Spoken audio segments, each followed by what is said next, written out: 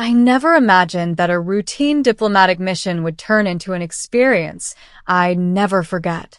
The galaxy had many wonders, but nothing prepared me for the day the alien princess of the Zoran Empire requested to learn about human traditions, especially in a way that felt personal. It began when our starship, the Orion's Reach, docked at the Zoran Palace on the planet Vera 9. The palace was a marvel. Towers spiraled into the sky like glass obelisks, and gardens shimmered with bioluminescent plants that reacted to sound. I was sent as a cultural liaison, one of the few humans trusted to bridge our civilizations. I expected diplomatic meetings, formal discussions, and polite exchanges. Instead, I met Lyria, the alien princess whose reputation preceded her across 3 star systems. Lyria was unlike anyone I had ever encountered. Her skin shimmered with soft iridescence, her eyes a deep violet that seemed to see beyond the physical, and her presence carried an aura of quiet curiosity that drew people in. Unlike her guards and advisors, she approached me personally, a subtle smile playing on her lips. "I have watched your species for decades," she said, her voice melodic yet commanding. "But there are things no observation can teach. I want to experience your traditions. I want to know what it means to be human." I blinked. Not many aliens had such a personal interest in human culture, especially not royalty. "Well, that's a big request. Some traditions are public, some are private. It depends what you mean." Her gaze sharpened with playful determination. "The personal kind. I wish to understand intimacy, trust, and connection. To learn as humans truly live, not just as they perform for outsiders."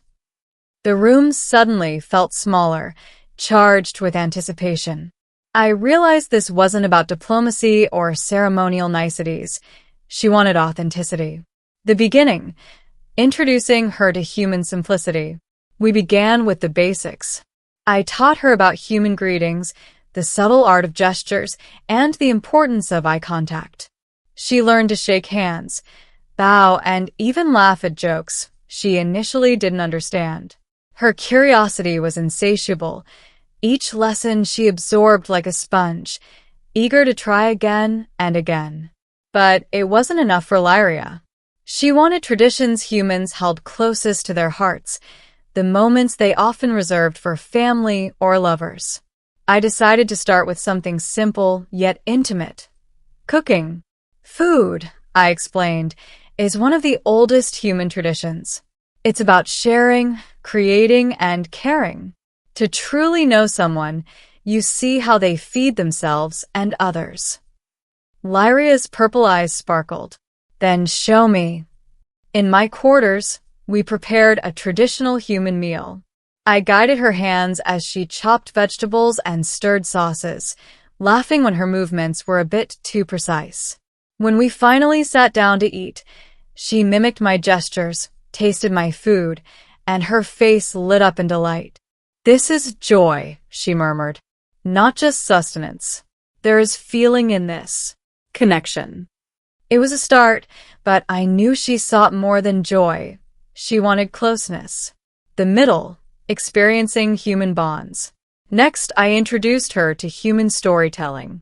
Around a small, warm fire, I shared tales of Earth, of history, love, and loss. Lyria listened intently, absorbing every nuance. When I finished, she recounted legends from her people, blending them with newfound human motifs. The exchange created a bridge neither diplomacy nor language could build. "Your stories, they feel alive," she said.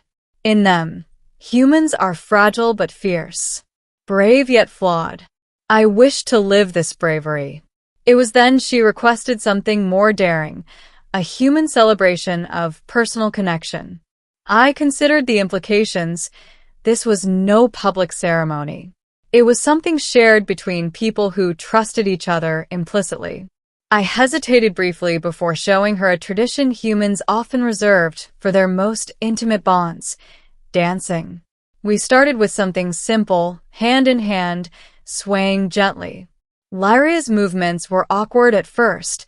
Her physiology wasn't built for human rhythm, but she persisted, trying to mimic the subtle steps. I guided her with patient hands, her trust in me growing with every movement. Soon, she was moving fluidly, adapting her alien grace to human rhythm. "The closeness, the trust, it is unlike anything else," she whispered. "This is a lesson I will carry to my throne." But she still wanted more.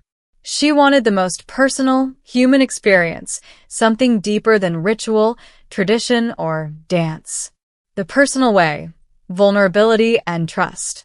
One evening, as Vera IX's twin moons bathed the palace in silver light, Lyria approached me. Her expression was uncharacteristically hesitant. "I want the most human thing," she said softly. I understood. She wanted to experience vulnerability, the essence of human intimacy. Not lust or desire, but trust in its purest form. We started simply. I shared stories of my childhood, of fears I had never spoken aloud, of moments that had shaped me. Lyria listened silently, her violet eyes reflecting understanding rather than judgment. Then it was her turn. She revealed moments of loneliness, pressure from her role, and fear she never expressed to advisors. We sat in quiet solidarity, a human tradition of empathy bridging two species.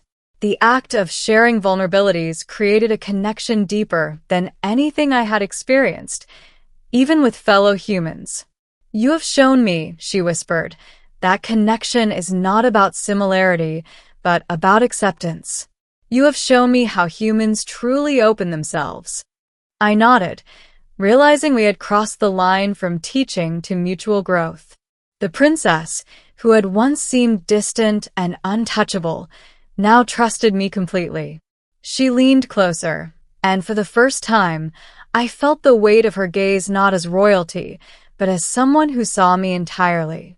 The climax, a human ceremony of trust. Finally, to mark the culmination of her lessons, I introduced Lyria to a human tradition that combined joy, ritual, and emotional intimacy, a private ceremony called the Circle of Trust. I guided her through lighting candles, sharing symbolic items from our lives, and speaking promises of understanding and support. She participated with care, her alien physiology adapting to the gentle human practices.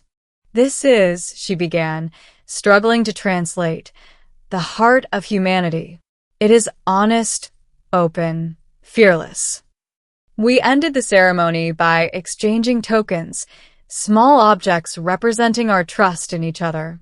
Lyria handed me a luminescent crystal from her home planet, pulsating softly in rhythm with her heartbeat. I gave her a human pendant, carved with symbols representing connection and courage. "This will remind me," she said, "that even across galaxies, hearts can meet." The ending, transformation and departure. The next morning, the palace seemed different. The corridors, once formal and rigid, now felt alive. Lyria greeted her advisors with newfound grace, her voice still melodic, but softened with understanding. Before I left, she took my hand, her violet eyes locking onto mine. "You have shown me what it means to be human, not through instruction, but through experience. You've shown me trust, intimacy, and courage. For that, I am forever grateful." I realized then that I hadn't just taught the princess. I had grown alongside her. Humans, after all, measure their lives not by what they take, but by what they give and share.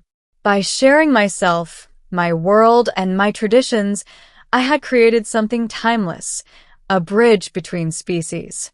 As the Orion's reach lifted off from Vera 9, I looked back at the palace.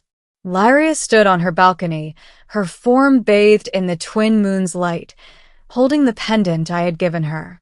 She smiled, a knowing smile that spoke of lessons learned, connections made, and futures intertwined. I knew this was not an ending, but a beginning.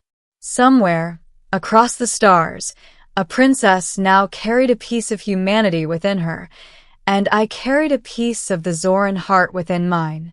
In the quiet hum of the ship, I smiled. Some lessons could not be taught, they could only be lived.